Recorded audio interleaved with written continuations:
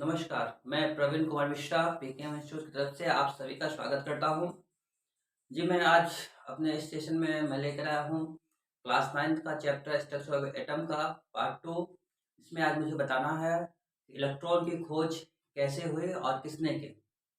उससे पहले मैं बता दूँ कि मैंने अपने फर्स्ट वीडियो में क्लास 9th का स्ट्रक्चर ऑफ एटम में मैंने बताया था कि एटम जॉर्ज डाल्टन के बारे में, एटम का सबसे स्मॉलेस्ट पार्टिकल क्या है। लेकिन आज के मैं अपने इस सेशन में आप सभी को ये बताने जा रहा हूँ कि इलेक्ट्रॉन की खोज कैसे हुई, इलेक्ट्रॉन को खोज किसने की और कैसे हुई, उसके बारे में चर्चा कर रहा हूँ।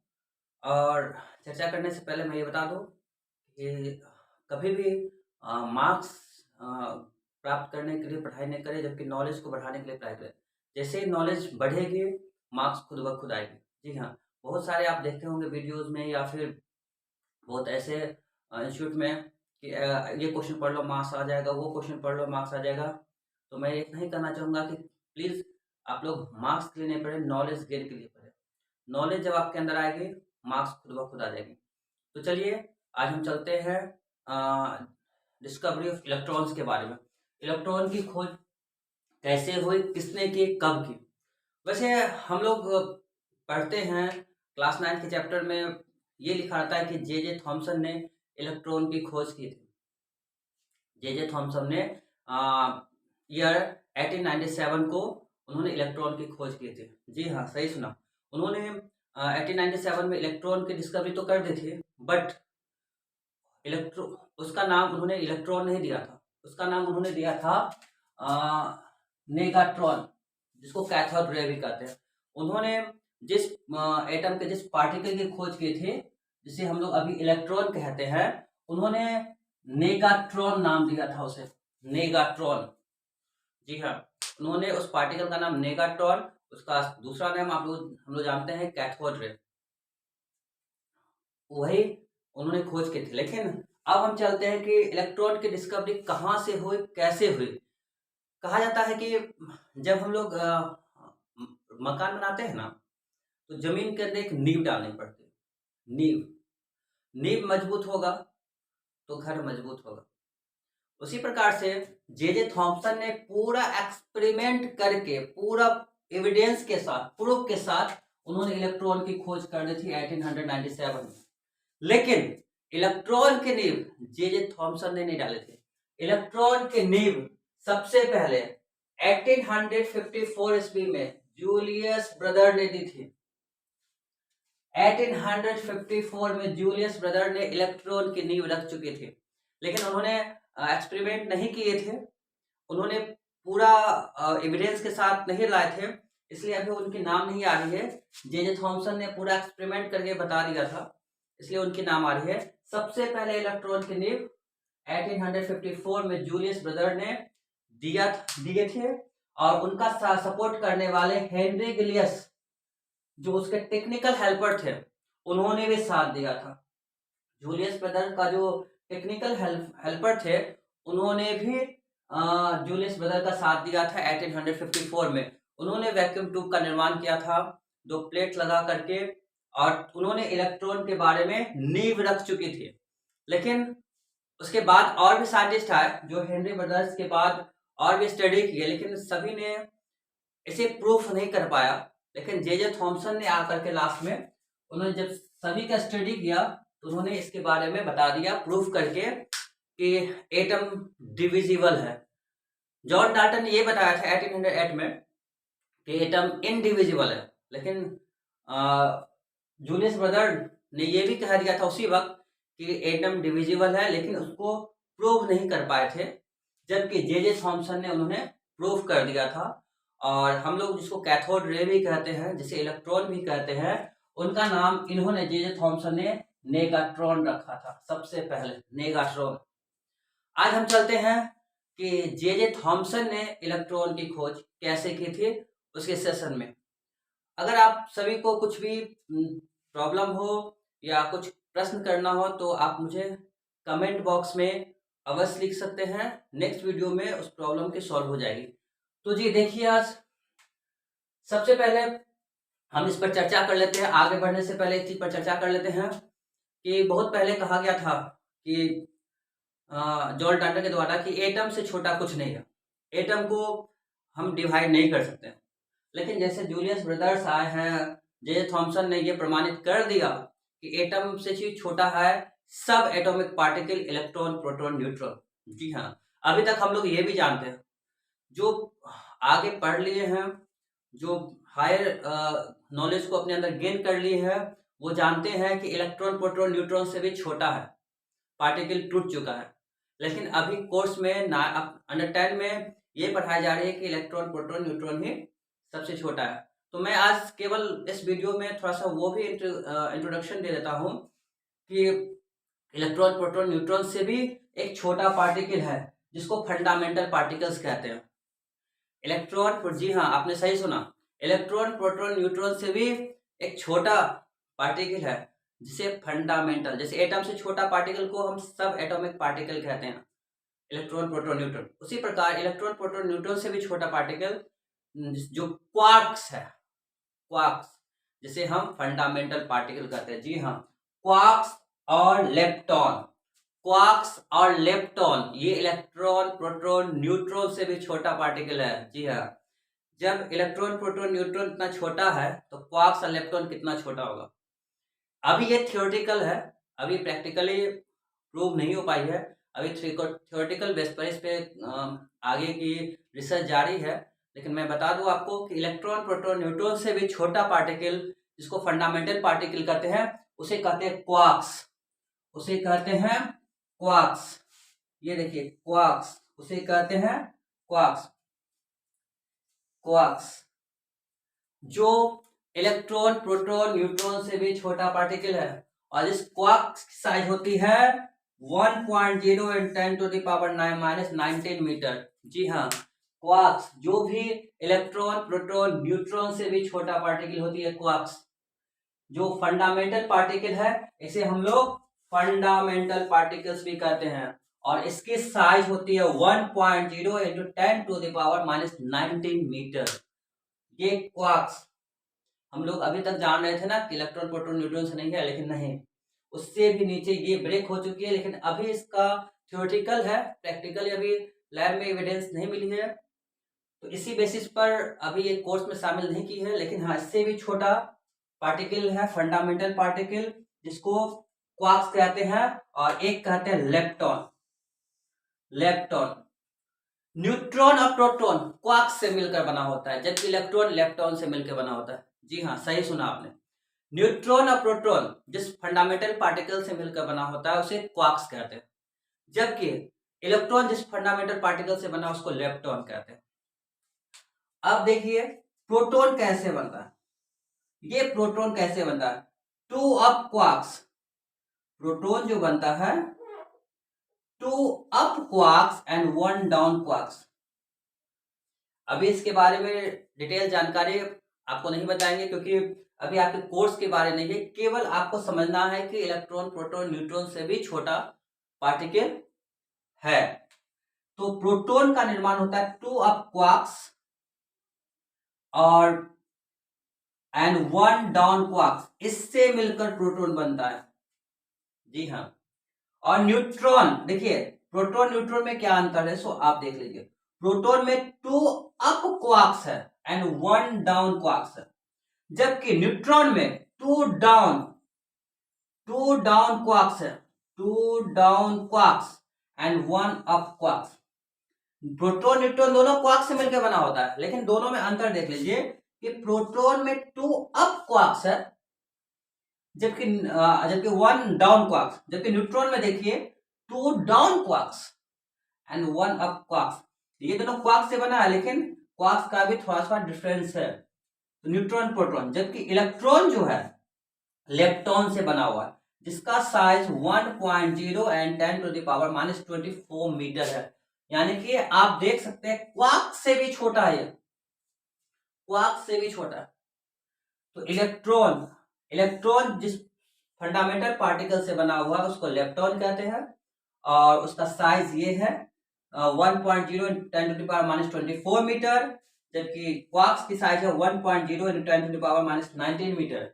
ये फंडामेंटल पार्टिकल्स जो सब एटॉमिक पार्टिकल से भी छोटा है। जी हाँ, आज बहुत लोगों ने इसके बारे में सुना था, बहुत लोगों में नहीं सुना हुआ, तो मैं बता दूं। जी हाँ, सब atomic particle electron, proton, neutron, उससे भी छोटा पार्टिकल है क्वार्क्स एंड इलेक्ट्रॉन। जी हाँ, अब हम चलते हैं, आपको थोड़ा सा हम इंट्रोडक्शन दे चुके हैं कि पहले एटम से पहले माना जाता था कि एटम से छोटा कुछ नहीं है। फिर जे थॉमसन, जूलियस ब्रदर्स ने इन्हें साबित किया कि नहीं, एटम से छोटा भी कुछ है। सब atomic particle electron, proton, neutron. अब आज के जो लोग मेरे वीडियोस देख रहे हैं उसको आज उन्हें पता भी चला होगा कि इलेक्ट्रॉन, प्रोटॉन, न्यूट्रॉन से भी छोटा पार्टिकल इसको क्वार्क्स एंड लेप्टॉन कहते हैं। और लेप्टॉन तो जो इलेक्ट्रॉन लेप्टॉन से मिलकर बना होता है, जिसकी साइज मैंने बता दिया 1.0 × 10⁻24 मीटर। जबकि प्रोटॉन, न्यूट्रॉन क्वार्क से बना होता है, जिनका साइज 1.0 × 10⁻19 मीटर तक है। यानी कि लेप्टॉन और प्रोटॉन, न्यूट्रॉन भी क्वार्क से बना हुआ है, लेकिन वहां भी कुछ चेंजिंग है। Proton 2 up quarks and 1 down quark, जबकि neutron 2 down quarks and 1 up quark से मिलकर बना होता है। तो आज मैंने आपको इसके बारे में केवल इंट्रोडक्शन दिया है, लेकिन आज का सेशन चलते हैं। जबकि 9th के सिलेबस में डिस्कवरी ऑफ इलेक्ट्रॉन्स है, तो आज हम लोग चलते हैं discovery of electron. Discovery of electron J Thomson. वैसे डिस्कवरी ऑफ इलेक्ट्रॉन तो मैंने पहले बता दिया, जूलियस ब्रदर्स ने नींव रख दी थी। उन्होंने इलेक्ट्रॉन के बारे में पहले ही चर्चा कर चुकी थी, लेकिन उनके पास कोई एविडेंस नहीं थे, वो इसको प्रमाणित नहीं कर पाए थे, इसलिए उनका नाम बहुत कम लोगों ने सुना। जबकि जे थॉमसन ने इसका लैब में एक्सपेरिमेंट करके प्रमाणित कर दिया कि इलेक्ट्रॉन होते हैं। उन्होंने इलेक्ट्रॉन की खोज कर दी थी, और उन्होंने जो खोज की थी, उन्होंने कैथोड का मतलब होता है पॉजिटिव चार्ज, सॉरी कैथोड का मतलब नेगेटिव चार्ज। जी हाँ, कैथोड का मतलब नेगेटिव चार्ज होती है। तो कैथोड अब नेगेटिव चार्ज निकल रही है तो कैथोड रे कहा गया। लेकिन अब देखिए, कैथोड का मतलब नेगेटिव चार्ज कही गई थी, और नेगेटिव चार्ज निकलती है, इसलिए कैथोड रे नाम लिया गया। नेगेटिव चार्ज आगे बढ़े, और जो नेगेटिव चार्ज कैथोड रे उसको नेगाट्रॉन के नाम से जे थॉमसन ने उस कैथोड रे का नाम नेगाट्रॉन रखा। नेगाट्रॉन का मतलब नेगेटिव चार्ज फ्लो कर रही है, इसलिए उन्होंने नेगाट्रॉन रखा था। लेकिन तो इलेक्ट्रॉन नाम जे थॉमसन ने जो कैथोड रे है उसका नाम इलेक्ट्रॉन नहीं दिया था, उन्होंने नेगाट्रॉन रखा था। उस कैथोड रे का नाम जे थॉमसन ने इलेक्ट्रॉन नहीं रखा था, उन्होंने नेगाट्रॉन दिया था। तो इलेक्ट्रॉन क्यों रखा? हम लोग तो पढ़ते हैं कि जे थॉमसन ने इलेक्ट्रॉन की खोज की। जब उन्होंने इलेक्ट्रॉन नाम दिया ही नहीं था, तो उसे हम लोग इलेक्ट्रॉन कैसे कहें? किसने दिया ये नाम? तो इलेक्ट्रॉन का नाम स्टोनली ने दिया था। उस कैथोड रे जिसको जे थॉमसन ने नेगाट्रॉन नाम दिया था, उसका नाम स्टोनली ने इलेक्ट्रॉन का नाम दिया था। इलेक्ट्रॉन का नाम स्टोनली ने दिया था। अब देखिए, अब चलते हैं हम लोग, इलेक्ट्रॉन की खोज जे थॉमसन ने कैसे किया था। एक डिस्चार्ज ट्यूब, उन्होंने एक डिस्चार्ज ट्यूब लिया। डिस्चार्ज ट्यूब मतलब जहां आप देखेंगे एक सिलेंड्रिकल आकार का एक शीशा का होगा। ज्यादातर एक्सपेरिमेंट ग्लास में होता है, शीशा में, ट्रांसपेरेंट ग्लास। क्यों? क्योंकि जो भी ग्लास के अंदर एक्सपेरिमेंट होगा ना, वो हम आंख से ऑब्जर्व कर सकते हैं। अगर आप ओपेक ऑब्जेक्ट है, ट्रांसपेरेंट नहीं है, उसमें करेंगे तो हम एक्सपेरिमेंट नहीं देख पाएंगे, इसलिए ज्यादातर ग्लास में ही ली जाती है। उन्होंने एक ग्लास का डिस्चार्ज ट्यूब लिया, और डिस्चार्ज ट्यूब लेने के बाद, ये है ग्लास डिस्चार्ज ट्यूब, आप देख रहे हैं ये जो ट्यूब फिगर बनी हुई है, ये डिस्चार्ज ट्यूब की है। इस डिस्चार्ज ट्यूब में एक होल बना दिया गया। और होल बनाने का कारण क्या था कि अगर आप कोई भी चीज खाली रखते हैं ना, किसी भी चीज को खाली, तो खाली चीज में एयर जरूर होती है। तो इसमें ये करना होगा कि इलेक्ट्रॉन की खोज करने के लिए उन्होंने ये देखा कि हमारे एयर में बहुत सारा ऐसे गैस है जो किसी न किसी पार्टिकल से रिएक्शन कर लेता है। तो रिएक्शन करेगा तो वहां पे क्लियरली पता नहीं चलेगा। तो उन्होंने एक ऐसा ट्यूब लिया, डिस्चार्ज ट्यूब, जिसको मैंने जी से इंडिकेट कर दिया, डिस्चार्ज गैस ट्यूब।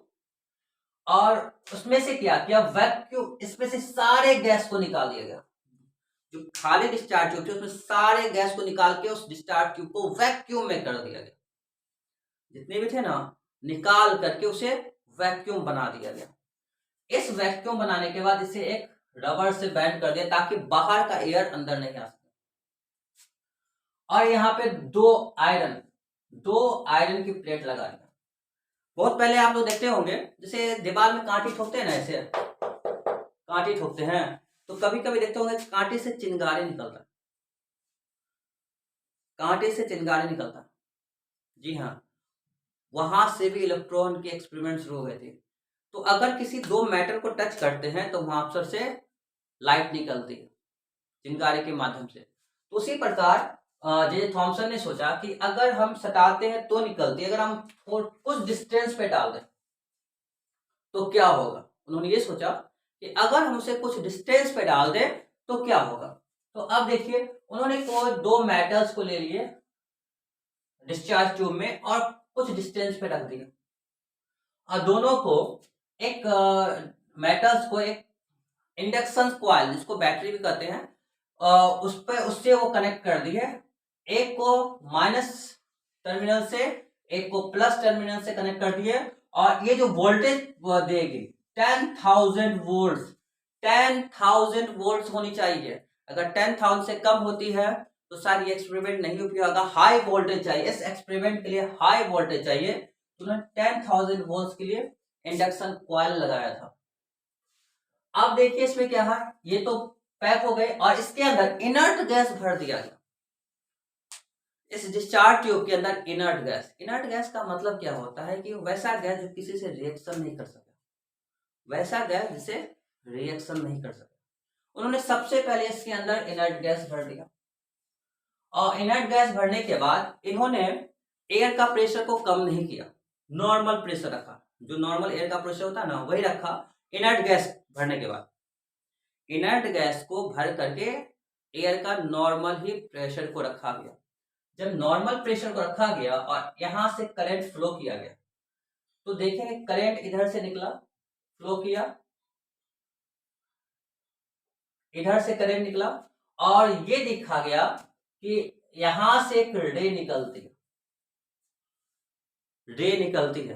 लेकिन ये यहां तक नहीं आती है क्योंकि नॉर्मल था, प्रेशर नॉर्मल था, इसलिए ये यहां तक नहीं आ पाए। प्रेशर नॉर्मल था, एयर का प्रेशर नॉर्मल था। फिर उन्होंने क्या किया, एयर के प्रेशर को और कम किया, लो कर दिया। इस डिस्चार्ज ट्यूब के अंदर एयर के प्रेशर को कम कर दिया। अब कम करने के बाद फिर उन्होंने इसी एक्सपेरिमेंट को दोहराया, जबकि इसके अंदर इनर्ट गैस है। तो जब एयर के प्रेशर को इसके अंदर से कम किया गया, आप देखिएगा ये एक डिस्चार्ज ट्यूब है, दो मेटल का रॉड लगा हुआ है जो एक इंडक्शन सेल से, और यहाँ पर एक जिंक सल्फाइड की लेप लगा दी गई। अब उन्होंने क्या किया, यहां से करंट सप्लाई कर दिया। ये माइनस है इसलिए कैथोड, ये प्लस है इसलिए इसे एनोड कहते हैं। इन्होंने क्या किया कि एक करंट सप्लाई कर दिया 10,000 वोल्ट। तब उन्होंने क्या देखा कि जैसे 10,000 वोल्ट की करंट सप्लाई की, तो यहां से एक रेस निकल रहा है। रेस सीधा है या टेढ़ा है, इन्होंने वो एक्सपेरिमेंट, उन्हें उस वक्त पता नहीं चला था रेस सीधा जा रही है या टेढ़ा जा रही नहीं पता, लेकिन उन्होंने ये जरूर देखा कि एक रेज निकल रही है। रेज कैसा, आप कभी लोहा पे लोहा मारते चिंगारी फिरता है ना, स्पार्किंग, उसी प्रकार से एक बार जलता था बुझता था, जलता था बुझता था। तो एक रे निकलते हुए उन्होंने देखा, और एक रे निकलते हुए देखा तो वो समझ गए कि नहीं, इसमें से एक रे है। रे किधर है, किस डायरेक्शन में है, ये अभी उन्हें नहीं पता चला, लेकिन एक रे निकलते हुए देखा। तो रे निकलते हुए देखा तो वो सोचे कि नहीं, इसमें से इसके अंदर कुछ ना कुछ वर्क हो रही है कि क्या है, लेकिन कौन से डायरेक्शन में रे है उन्हें पता नहीं चल पा रहा था। तो उन्होंने क्या किया, इस रे को किस डायरेक्शन में है समझने के लिए यहां पर एक जिंक सल्फाइड का फ्लोरोसेंस मटेरियल लगा दिया। जिंक सल्फाइड का फ्लोरोसेंस मटेरियल इन्होंने यहाँ पर लगा दिया, और लगा दिया ये जिंक सल्फाइड का फ्लोरोसेंस मटेरियल इन्होंने यहाँ पे लगा दिया, ये पता करने के लिए कि वो जो रेज निकल उसका डायरेक्शन किधर है। तो जैसे लगाने के बाद उन्होंने फिर 10,000 वोल्ट सप्लाई किया इसके अंदर, तो उन्होंने, और ये लगाने के बाद इस मेटल में यहाँ छोटे छोटे होल भी कर दी ताकि लाइट जा सके। और ये जिंक सल्फाइड का फ्लोरोसेंस मटेरियल लगाने के बाद जब उन्होंने वोल्टेज दिया तो ये दिखा कि ये जो है ना ये शाइनिंग करने लगा, जिंक सल्फाइड शाइनिंग करने लगा, जिंक सल्फाइड शाइनिंग करने लगा जो एनोड है, और ग्रीनिश येलो ग्लो करने लगा। वो जब ये ग्लो करने लगा तब वो समझ गए कि ये नेगेटिव से निकल रही है, यानी कि नेगेटिव, यानी कि कैथोड जो है नेगेटिव टर्मिनल से पॉजिटिव टर्मिनल की ओर जा रही है। इससे ये पता चल गया डायरेक्शन। डायरेक्शन का मतलब कि जो भी रेज निकल रही है वो किधर से निकल रही है। तो उन्होंने इस एक्सपेरिमेंट से ये पता कर लिया कि ये जो रे निकल रही है, जो कैथोड रे, इसका नाम कैथोड रे क्यों पड़ा, क्योंकि कैथोड का मतलब निगेटिव, और ये निगेटिव टर्मिनल से निकल रही है, इसलिए इसका नाम कैथोड रे डाल दिया गया। एक रे तो है लेकिन किधर से निकल रही है, निगेटिव से, जिसे कैथोड कहते हैं, इसलिए उन्होंने कैथोड रे डाल दिया, और से ये प्रूफ कर दिया कि जो रे निकल रही है वो निगेटिव से निकल रही है और पॉजिटिव की ओर जा रही है। तो इन्होंने कैथोड रे का नाम डाल दिया।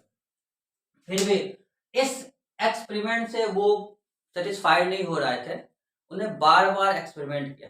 एक तो ये तो कंफर्म हो गया इससे कि रे जो निकल रही है वो निगेटिव से निकल रही है, और उन्होंने कैथोड रे का खोज कर दिया था। कैथोड रे जिसको नेगाट्रॉन आज में इलेक्ट्रॉन कहते हैं, उन्होंने इस एक्सपेरिमेंट से इलेक्ट्रॉन की खोज तो कर दी थी जिसे कैथोड रे भी कहते हैं, और उन्हें ये खोज करने के बाद उन्हें नेगाट्रॉन नाम दिया था क्योंकि नेगेटिव से वो निकल रहे थे। लेकिन फिर भी वो इसमें सेटिस्फाइड नहीं थे, उसमें ये सेटिस्फाइड नहीं थे। उन्होंने ये सोचा कि ये तो वो खोज कर ली है कि नेगेटिव से निकल रही है एक रे, लेकिन उसके बाद उस रे का कैसे चल रहा है, स्ट्रेट या तिरछा, रे स्ट्रेट में आ रही है या फिर टर्न ले रही है। उन्होंने ये सोचा और एक और एक्सपेरिमेंट किया। एक एक्सपेरिमेंट क्या किया कि उन्होंने बीच में एक फैन लगा दिया। वैसे ब्रिटिश थे, क्रिश्चियंस थे, तो उन्होंने बहुत सारे आप वीडियोस बुक में देखे होंगे, उन्होंने अपना लॉकेट को लगा दिया, प्लस साइन, क्रिश्चियंस की प्लस साइन होती है, उसी प्रकार का एक लॉकेट लगा दिया बीच में, अलग एक डिस्चार्ज ट्यूब लेकर, उसमें भी वैक्यूम कर दिया, इनर्ट गैस डाल दिया गया और काफी लो प्रेशर कर दिया गया, लो प्रेशर। और बीच में क्या किया गया, वही 10,000 वोल्ट इंडक्शन कॉइल से जोड़ दिया गया। सेम चीज जो फर्स्ट एक्सपेरिमेंट में किया गया था, गैस है जो लो प्रेशर में है, यहां से वैक्यूम निकला, ये भी वैक्यूम पंप है।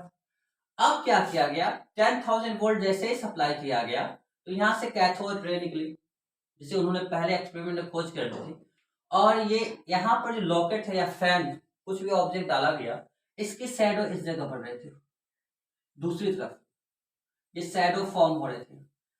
तो जैसे इसकी शैडो अपोजिट साइड फॉर्म हो गए, एकदम बी स्ट्रेट जैसे है उसी प्रकार से शैडो फॉर्म हो गए, तो इसका मतलब ये हुआ कि कैथोड रे स्ट्रेट पाथ में जा रही है और नेगेटिव से निकल के इधर जा रही है, नेगेटिव से निकल करके अपोजिट डायरेक्शन में जा रही है। एक तो उन्होंने प्रूव कर दिया जिंक सल्फाइड को देखते हुए कि किस डायरेक्शन से निकल रही है, दूसरा स्ट्रेट पाथ में मूव कर रही है।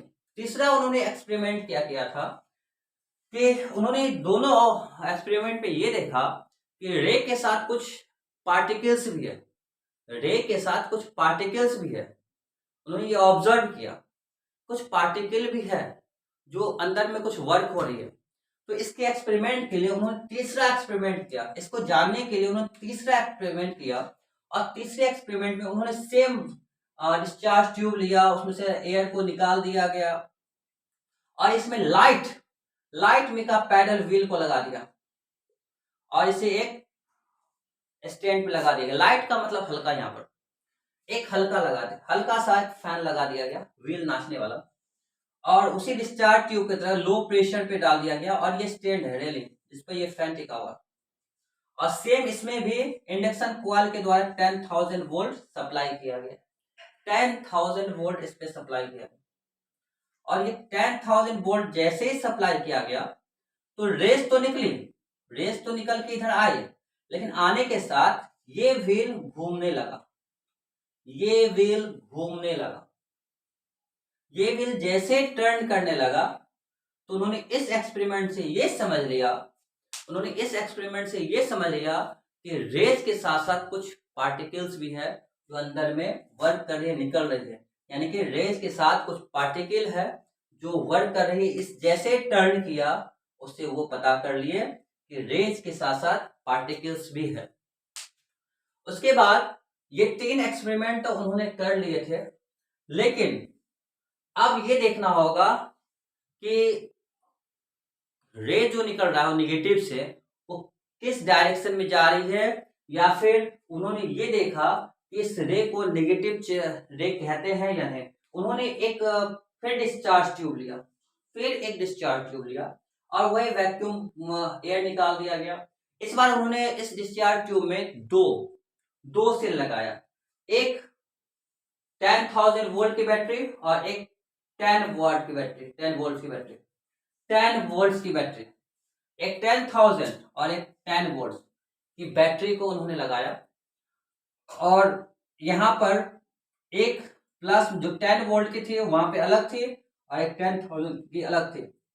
अब क्या किया, इसमें से इनर्ट गैस को भरकर यहाँ फ्लोरेसेंस भी लगा दिया गया जो जिंक सल्फाइड जो लाइट करे।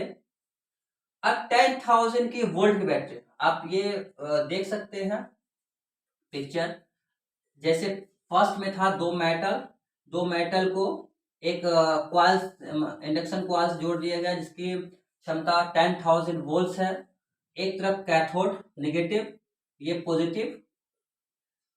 अब इससे क्या हुआ, एक और ऊपर में पॉजिटिव और नेगेटिव कैथोड एनोड को लगा दिया गया और एक 10 वोल्ट बैटरी से जोड़ दिया गया। अब इससे भी एक साथ दोनों को वोल्टेज को सप्लाई की गई।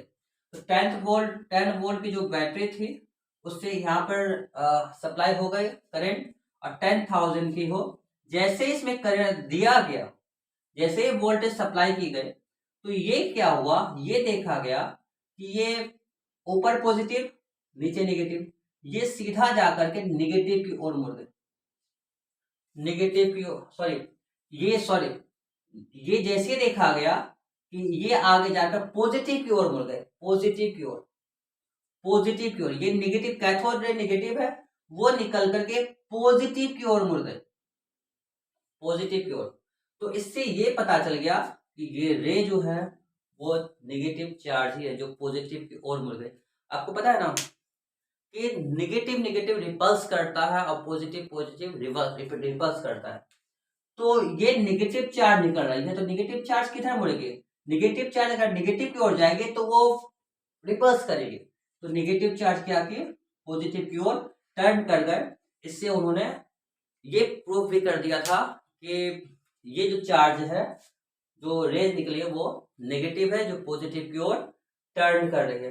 उन्होंने बहुत चारों एक्सपेरिमेंट में इलेक्ट्रॉन की खोज कर दी थी और सभी में उन्होंने अलग अलग तरीका एक्सपेरिमेंट किए थे। एक में रेज निकल रही है, एटम से छोटा पार्टिकल है, वो किस डायरेक्शन में है, सीधा या तिरछा चल रही है। फिर उसके बाद उन्होंने ये एक्सपेरिमेंट किया कि उसमें पार्टिकल्स भी है कुछ, और वो कैसा चार्ज है। उन्होंने सारे एक्सपेरिमेंट करके उन्होंने आखिरकार इलेक्ट्रॉन की खोज कर ही दिया था, लेकिन उन्होंने इसका नाम नेगाट्रॉन दिया था। मैंने पहले बता दिया था, जिन्होंने कैथोड रे की खोज की थी जे थॉमसन के द्वारा दिया गया नाम था।